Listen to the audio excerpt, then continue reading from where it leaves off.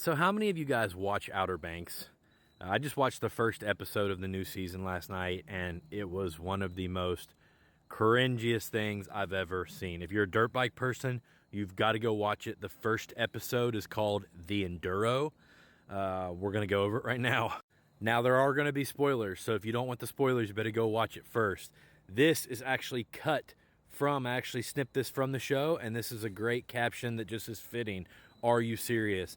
Check out this, I think it's a KX250F with the cut fenders and all that stuff.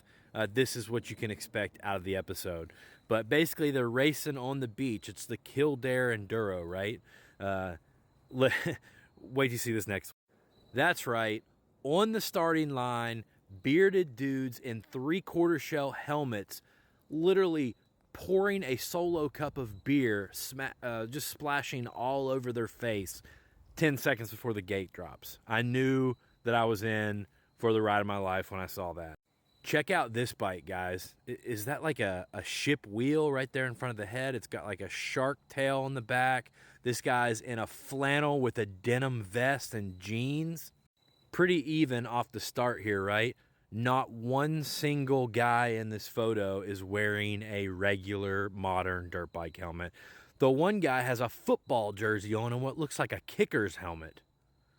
Just when I thought it couldn't get any crazier, this guy's bike, I thought that was a squirrel hanging off his rear fender until I looked at the rest of it and realized that bike, that poor husky, is made to look like a horse.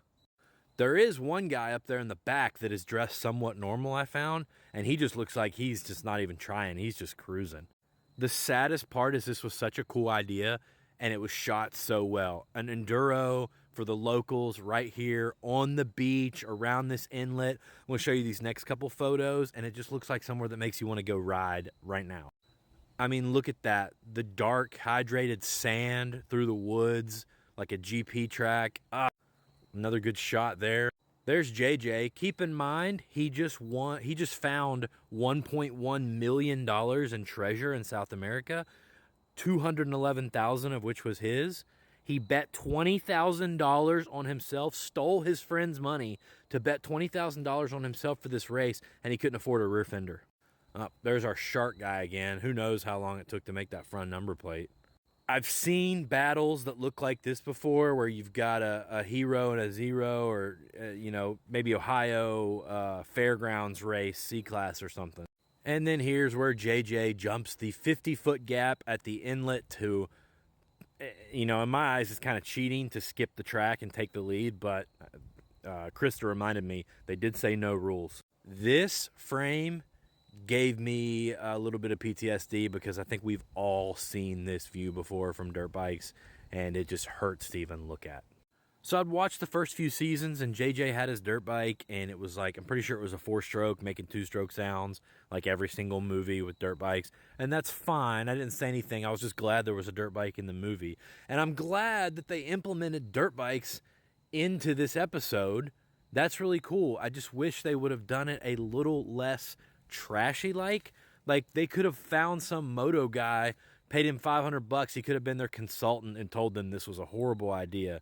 The bike that ends up winning is Topper on the Beta. He's wearing a street bike helmet and he's got a Cardo. Like, dude, who are you talking to? So cool that they added dirt bikes. If it gets a couple people into dirt bikes, that's great. Me, if I didn't know any better and I thought this, I didn't know what the dirt bike scene was like, this would probably make me not want to get into dirt bikes.